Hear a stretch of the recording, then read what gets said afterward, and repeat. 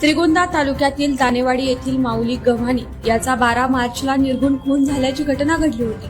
शेतातील एका विहिरीत मृतदेह सापडल्याने परिसरात खळबळ उडाली। या प्रकरणी बेलवली पोलीस ठाण्यात गुन्हा दाखल करण्यात आला होता। त्यानंतर पोलिसांनी तपासाची चक्र फिरवत मृतदेहाचं गूढ उकलण्यास सुरुवात केली। अखेर 15 मार्चला एका शेतकऱ्याच्या शेतामध्ये विहिरीत पोत्यात भरून 2 हात, 1 पाय आणि शिर आढळून आलं। कानातल्या वाळीवरून माऊलीच्या मृतदेहाची ओळख त्याच्या आईनं पटवली होती।